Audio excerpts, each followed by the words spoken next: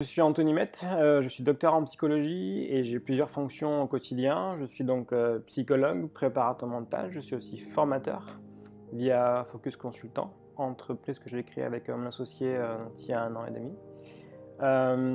Je suis aussi enseignant, je donne quelques cours à l'université en école de commerce maintenant et à la fin je suis auteur.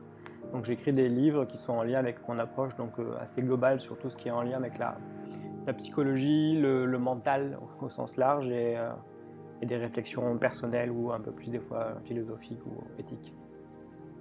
Alors j'ai publié du coup ce petit livre-là, jeune, il y a 1 mois, qui s'appelle Le bien-être ça se travaille, aux éditions Vigo. Mon approche elle est très sur l'entraînement mental et sur le travail, et pas trop psychothérapeutique. Donc je propose beaucoup aux patients qui viennent pour des questions personnelles, de bien-être ou sportives, de performance, de s'entraîner mentalement, s'entraîner à être concentré, moins stressé, plus heureux, plus optimiste, et donc à avoir une sorte de bien-être aussi plus important au quotidien.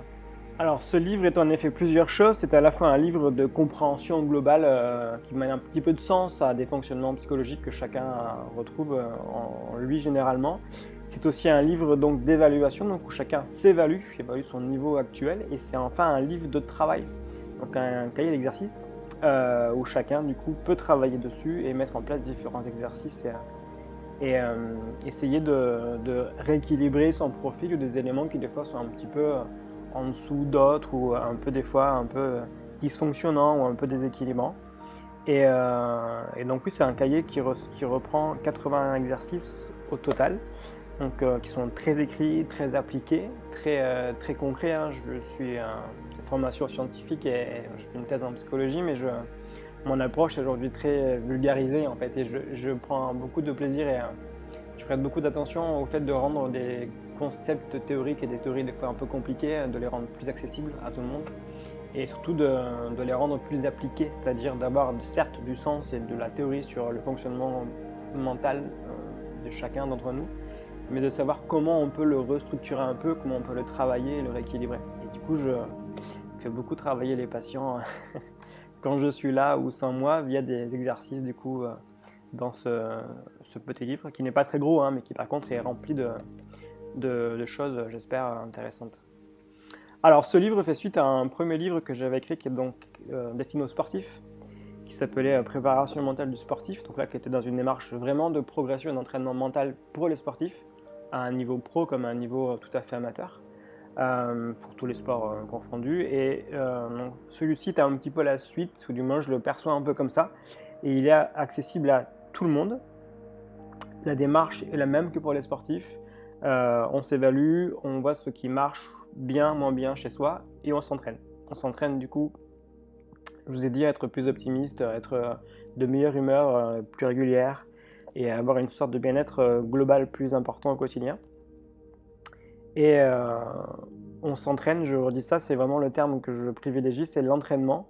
Ça peut aller assez vite, on me demande souvent si c'est long, si ça prend 2 ans, 3 ans, je dis surtout pas.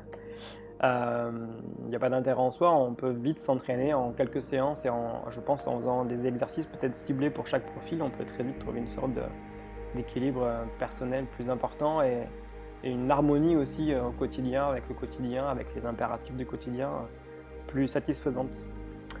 Alors dans mon approche, j'ai plusieurs socles, on va dire, et plusieurs bases de théorie assez importantes.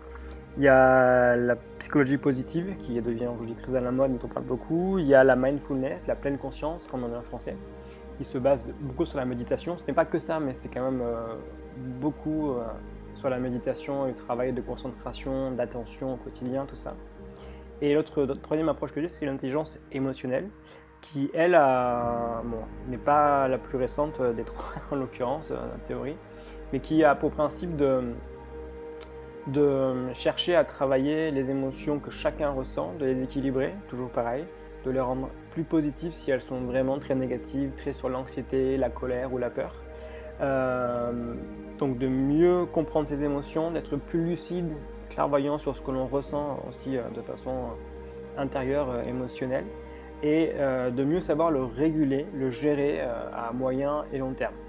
Donc de ne pas être dans la précipitation, de ne pas être dans la cogitation, de ne pas être dans la réaction impulsive immédiate, c'est prendre le temps de faire les choses, prendre le temps de réfléchir, de construire, des fois déconstruire pour aller vers autre chose.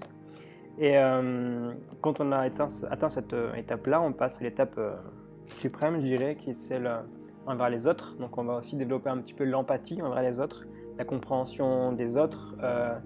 On va chercher à être lucide sur ce que les autres ressentent et des fois aussi un petit peu à influencer les autres positivement, évidemment. Influencer, par exemple, on va essayer de rendre quelqu'un qui est trop craintif un petit peu moins craintif, on va essayer de rendre quelqu'un qui est malheureux plus optimiste, etc. C'est un travail, voilà, quasiment de psychologue en fait, hein. C'est ce que l'on cherche, et cette théorie-là, elle cherche ça. Et le gros avantage qu'elle a, c'est qu'elle remet les émotions au centre de tout. Pendant très longtemps, en psychologie, on s'est intéressé beaucoup comment dirais-je, aux pensées, au comportement, et maintenant on se rend compte qu'en fait nos pensées ou nos comportements sont vraiment dictés de façon plus ou moins directe et, et franche par nos émotions. Ce sont elles un peu qui nous guident.